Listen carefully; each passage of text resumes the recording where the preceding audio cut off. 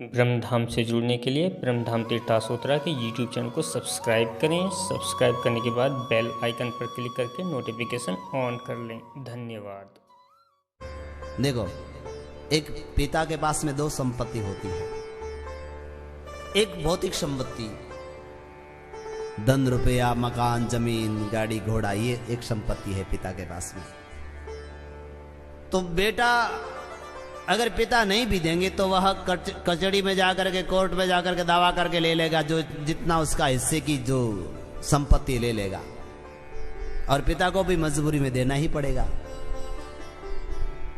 पर जो संतान पिता की आज्ञा का पालन करेगा, पिता की सेवा करेगा, तो पिता के हृदय से एक आशीर्वाद निकलेगा, अंतरात्मा से जो आशीर्वाद निकलेगा वह उसी बेटे को मिलेगा जो उनकी सेवा करेगा।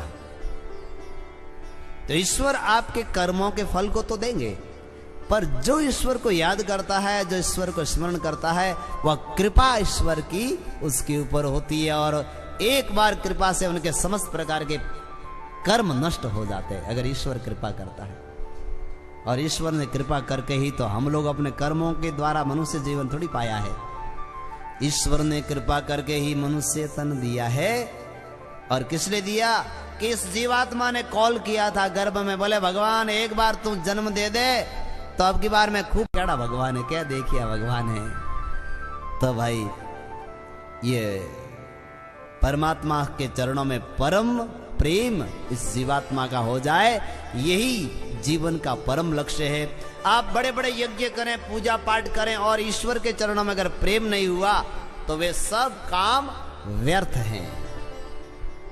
एक सुंदर दृष्टांत के द्वारा समझाया। जैसे एक बालक और बालिका, यानी एक पुत्र और पुत्री का जो विवाह होता है, बेटे बेटी का, पहले वो कोई जानते नहीं है।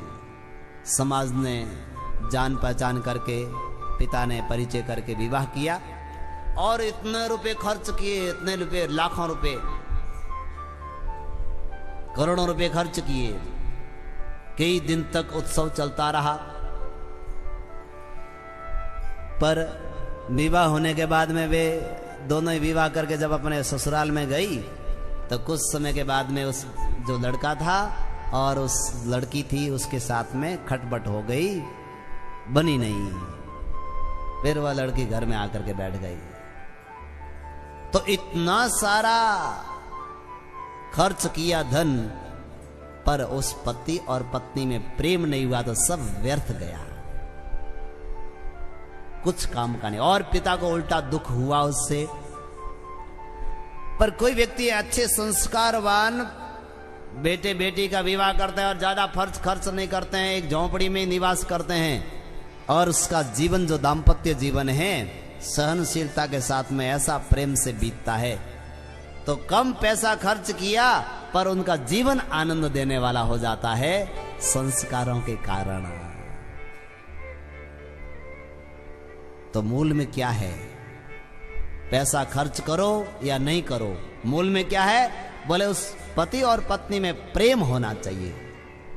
अगर प्रेम हो गया तो पैसा नहीं खर्च किया तो भी आपका विवाह सार्थक हो जाता है, और प्रेम नहीं हुआ और लाखों रुपए भी खर्च किए तो भी वह विवाह सार्थक नहीं होता है।